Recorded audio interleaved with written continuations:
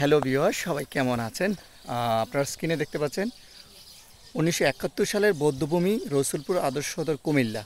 1971 সালের বৌদ্ধভূমি এরিয়ার ভেতরে জনসাধারণ প্রবেশ সহ গরু ছাগল চড়ানো নিষেধ। তো প্রিয় ভিউয়ার, আপনারা অলরেডি বুঝতে পেরেছেন আমি এখন কোথায় আছি।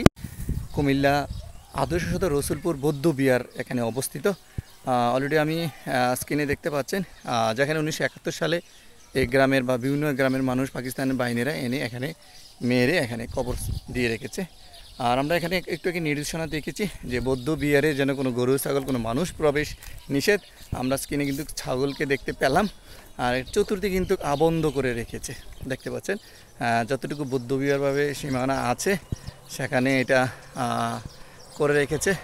আসলেই 1971 সালে পাকিস্তানি বাহিনীরা গ্রামগঞ্জে মানুষদেরকে এখানে এনে কুমিল্লা আদর্শ সদর রসুলপুর যে বৌদ্ধ বিহার এটা আপনারা দেখতে পাচ্ছেন খুব সুন্দরভাবে পরিপাটিভাবে চতুর্দিকে সাজানো আছে এবং সেখানে সুন্দরভাবে রঙিনভাবে আলপনা দিয়ে সাজানো আছে। বেশি দূরত্ব না, এটা প্রায় 10 শতক হবে এরিয়াটা। আসলে এটা যেভাবে থাকার কথা আমরা ততটুকু রাখতে পারছি কিনা আপনারা স্ক্রিনে দেখতে পাচ্ছেন, যেটা এখানে নির্দেশনা দেওয়া আছে যেন এখানে পরিষ্কার পরিচ্ছন্নভাবে থাকে, কোনো কিছু প্রবেশ করতে না পারে।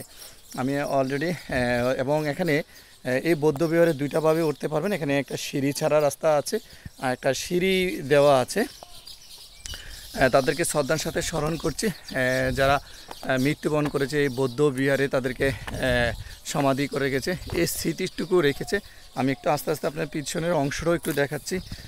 বড় মোটামুটি একটা এরিয়া আছে, অনেক বড় এরিয়া আছে, যে আগে এলোমেলো ছিল এবং কিছু অংশ ভেঙে গিয়েছিল। দেখেন এখানে যে পিলারগুলো দেখেছেন ভেঙে গিয়েছে, কিছু সংস্কার করেছে, মানে নতুন রূপে একটু সংস্কার করেছে।